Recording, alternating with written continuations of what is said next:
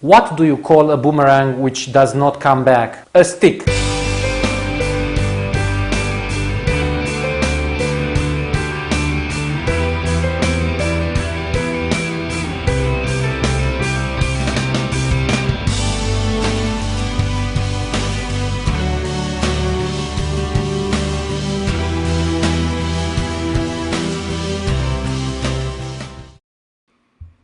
Welcome to the Canon EOS 750D or Rebel T6i as advertised and marketed in the United States. This is the full hands-on review.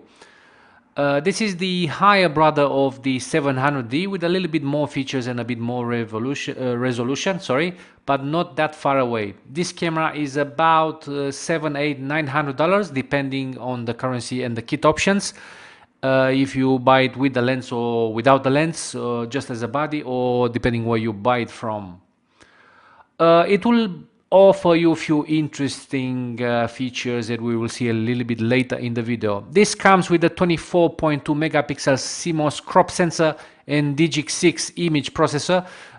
This processor is the most advanced today, same sensor, same processor as the 70 Mark II, and this is a step forward above the 700D. The camera will take EF and EFS mount lenses, so the best of both lens worlds, and it comes with 19 focus points, which is a little bit more than 9 focus points, cross focus points from the 700D. It's not as great as having as 42 or 65 cross focus points, but good enough to anyone with a bit of experience. And remember one thing, in my career as a professional photographer, I have used in 99% of the situations only one focus point. So this is not a deal breaker for me in any shape or form. And maybe if you are a very pretentious sports photographer, that might be a problem for you. Other than that, if you're just a beginner or you want to learn or you have a good camera, that won't be a deal breaker. Most of the specifications will be very similar to 700D, but let's mention the most important ones. So shutter speed between 30 seconds and 4 thousandths of a second. Other cameras can go up to 8 thousandths of a second, but I have never used that. The ISO goes up to 12,800 and it is expandable to 25,600, a little bit above the 700D. It does have the 3-inch swivel or flip out touch screen, as you want to call it, with 100% coverage, which is a very nice feature, I can tell you. It does have a built-in flash and 5 frames per second. Not great, not bad either. It does have the Wi-Fi capability to connect with your computer and the GPS settings. It comes with a SD card slot and it will give you a full HD MP4 format video 1920 by 1080p with a maximum of 29.97 frames per second for the 1920. If you want to go with a bigger frame rate like 50 frames per second, you need to dial down the resolution to 1280 by 720. One thing I would like to mention, this camera will show you the battery level. And this is a feature which is not present in the smaller brothers like 1200D or 100D. It is very useful in my opinion. In terms of physical features, let's look at this camera. It comes with the classic Canon body shape. Top dial for selecting the shooting mode, manual, aperture priority, time priority, automatic and creative. You will find the portrait, landscape, macro and action modes for people who do not control the manual mode so far, but they will learn, and it will come with the explanations as the 700D. Unfortunately, I cannot see the bulb mode here, which I'm still struggling why, but that's irrelevant at this stage. This is a bit disappointing in my opinion. The top dial button as well, similar with the 700D. Just next to the shooting mode dial, you'll have the on and off button, and it does have also the movie mode activation. Classic Canon shutter button and selection wheel. We have also focus mode selection button, which will allow you to switch between points and areas and combine selection methods. ISO and display buttons to turn on the back of the touch LCD screen. Top left hand side of the camera has been left empty, just a small LED light to show if the Wi-Fi is on and off. At the back, pretty much the same as the 700D with minor differences. We have the back focusing button and the zoom in and out, the AV or exposure compensation button, quick settings, menu settings, white balance, focus, shooting mode, and picture style buttons, which are also the directional buttons to go through these settings. We have also the image play and trash can. Also, we have the movie on and off button and info and menu. The back LCD screen is a flip out style and it is a touch screen, which is a very nice and useful feature. At the front, we have the pop-up flash, lens release, and infrared and red dye reduction lamps. At the right hand side, we have the SD card slot door. The bottom side door is for the small battery LPE17 type. And on the left hand side, we have a microphone jack, 3.5 millimeters, and the remote control jack. Also the AV digital out for data transfer and the HDMI plug. Just to mention, I believe it would have been nice to have also headphones jack for video, but we cannot have everything for the medium value DSLR.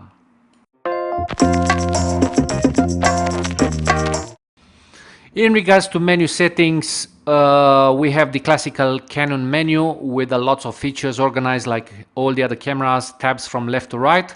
So I'm gonna go through a little bit more in detail, as I'm sure people wanting to buy this camera will not be bored. So if you're not interested, just skip this section for a bit.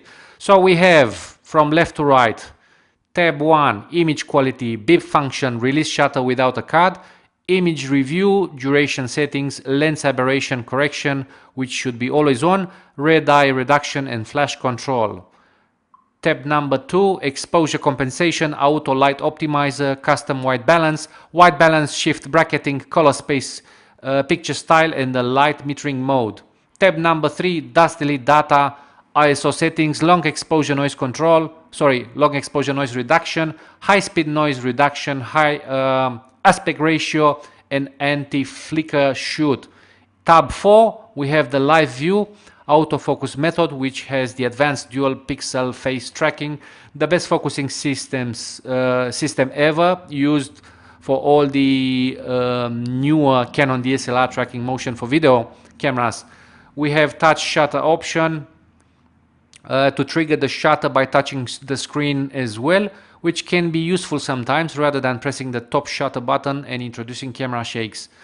We have also grid display and metering timer. Tab 5, protect images, rotate images, erase, print order, photo book setup, creative filters, and resize images. Tab 6, we have cropping, rating, slideshow, image jump, autofocus point display, sometimes useful, histogram display, and control over HDMI. Tab 7, select folder, file numbering, auto rotate, Wi-Fi settings, which I have never used so far, but I will find some time in the future to talk about this specifically. Tab 8, auto power, LCD brightness, LCD on and off, date, time zone, language, viewfinder, display, and GPS settings. Tab 9, screen color, feature guide, touch control settings, battery info, sensor cleaning and video systems. Tab 10, certification, logo display, custom functions, which open 13 sub-tabs of options, copyright information, clear settings, and firmware version. Finally, tab 11 is about customization, allowing you to select the most used settings and bring them into your favorite tab. So this is customizable.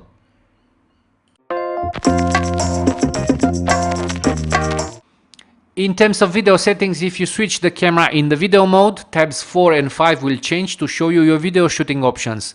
Tab 4, we have autofocus methods with 3 options, face tracking, and 2 types of flexi zones autofocus options.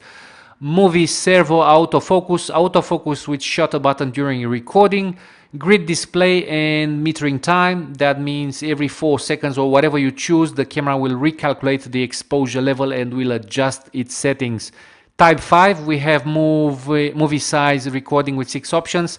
And please note, if you want to shoot 50 frames per second, you can do only by reducing your high definition resolution to 1280 by 720. We have also manual and automatic sound recording and video snapshot.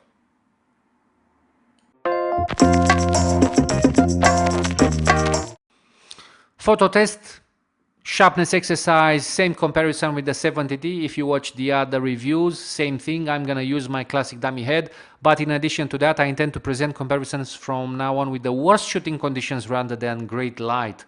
This will show the difference in quality between the two cameras, and it will highlight the weaknesses of any camera.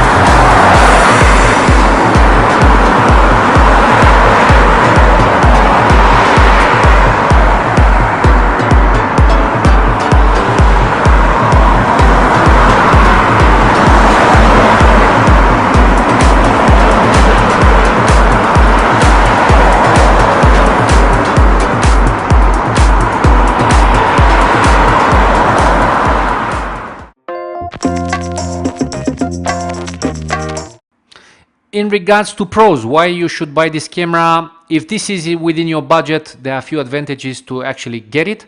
The resolution is 24 megapixels, which is pretty good in today's standards, and you'll get plenty of detail. The sharpness is great. Quality is as expected. The Canon delivers the highest quality of photos.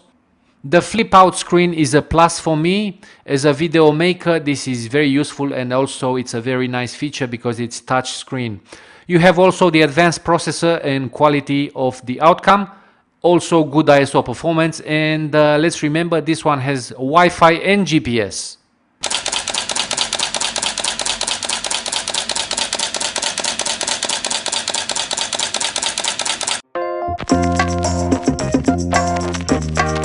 In terms of disadvantages or cons why you should not buy this camera, the price is the most important thing in a decision making for everyone. So if the price point is high for some people, and I'm pretty sure there are a lot of people with lower budgets than this probably will be a deal breaker. Also, just wanted to mention that this is the first time I'm getting the feeling the plastic is a little bit cheaper. It gives me a feeling that I'm having a toy, not a serious camera, but this is not a deal breaker for me. So this has some plastic that scratches very easy. One of the other downsides, and if you want to shoot video, this will give you a very good outcome for the price.